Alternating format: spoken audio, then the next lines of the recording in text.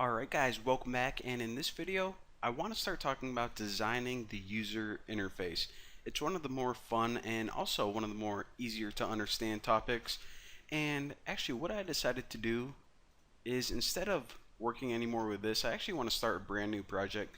So to close out of this, click File, Close Project, and actually if you just close out of Android Studio, like you want to start a new project, so you just close out of the entire thing and then you open it back up again, then what it's going to do is it would just open up that project again. So if you ever want to get back to this window, you would have to click File, Close Project.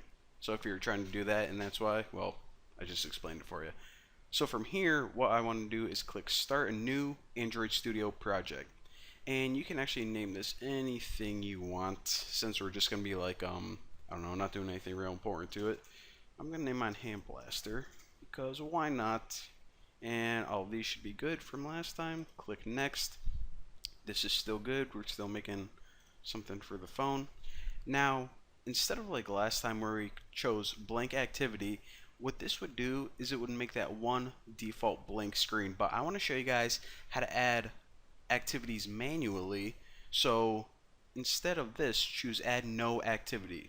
So when you click Finish, what's going to happen is it's going to load up and you're pretty much going to have an empty, completely empty project. I mean, it's going to have those core files, but check it out.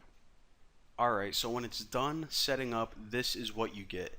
Now, obviously, if we click on Project on the left-hand side, we can see that it does indeed have some files created for us, but definitely no activities or screens anywhere. And well, our app would be pretty stinking useless if the user didn't have any screen to look at. So let's go ahead and do that first. So make sure you're in Android view. You can actually look at project view if you want, but I'm going to be in Android view. And in your app, expand that and go to Java. Expand that as well. Now remember, this is where we're going to be building that activity. If you remember from last time, this is actually where that file was. So now if you right click it and select New, scroll down to Activity and we'll just choose Blank Activity.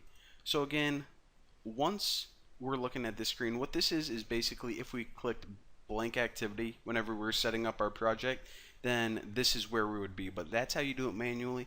And also whenever you add additional activities to whatever projects we're working on in the future, that's how you do that, so remember it. Now for right now, this example is only going to have one activity, so I really don't need to give anything like a name because I'm not really going to get disorganized with one activity. However, since this is the only activity, it's very important that you choose this launcher activity. Now remember, the launcher activity is the very first screen that whenever Android is trying to open your app, it's going to look for this. So without it, if you have a bunch of activities and none of them are the launcher activity, then your app's not going to open correctly. So since this is our only activity, we need to make it the launcher activity, aka the starting point. So as soon as you create an activity, what Android Studio is going to do is it's going to create those two files for us. Let me make sure this looks nice and pretty for you guys. Alright, so of course, you remember that main activity, that Java, the brains behind it, and the interface. No need to discuss everything because you guys already know what all that means. So, one other thing I want to point out is you're like, okay, wait a minute, there was one more thing. You said that all of my activities had to be taken care of in the manifest. So let me just look at the manifest. And we'll probably have to do something here, open this, and oh, check it out. Android Studio actually took care of all of that for us. Whenever we just created that new activity, again, in the manifest, this is where all your activities have to be declared. It did everything for us. Pretty stinking awesome. That is also another reason I love Android Studio.